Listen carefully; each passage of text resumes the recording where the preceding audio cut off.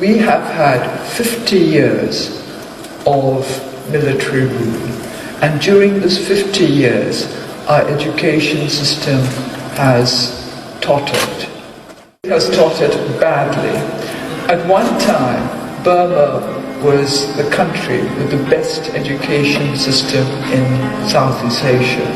Our standards were very high, respected the world over. Once the military regime had taken over, the lights went out one by one. The education system got worse and worse for two main reasons. One was that the government was no longer accountable to the people. Secondly, a dictatorial government does not want its people to think too hard. And that is why they did not put the right kind of emphasis on education. They did not want education as a means for sharpening people's intellect, as a means for increasing people's ability to analyze.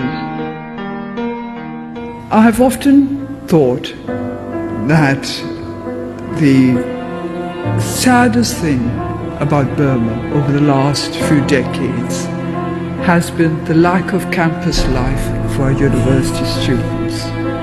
Campus life means a life in which young people can create their own world or make the world their own. They have the freedom and the facilities to do so. Our young people in Burma have not had this freedom for the last few decades. University life has been shattered. Our young people have not known campus life for decades. The focus of the military government was on maintaining discipline, not on providing education. Young people gathering at a university campus were considered dangerous. They were looked upon as would-be demonstrators, young troublemakers who would demand the fall of a government. Of course, young people like to voice their opinions and also to oppose what governments do if they think that governments are not doing what they should be doing. But to try to destroy campus life in order to keep our young people fast is to destroy the future of the country. There are no residential universities in Burma. Added to this, hostels are not allowed to be built within the vicinity of universities. These are steps deliberately aimed at keeping our young students separated from one another, that they may not gather together and become a force for change, which young people need to be.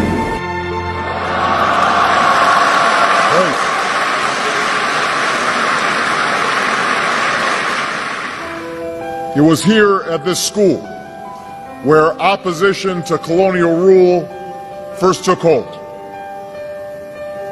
It was here that Aung San edited a magazine before leading an independence movement. It was here that U Thant learned the ways of the world before guiding it at the United Nations. Here, scholarship thrived during the last century, and students demanded their basic human rights. Education is the foundation of human dignity. The most important thing for me about Oxford was not what I learned there in terms of set text and a set of books we had to read, but in terms of a respect for the best in human civilization. Democracy and democratic values values have to be embedded in our education system if we are to make our society a sound democracy. The future of this country will be determined by the education of its youth.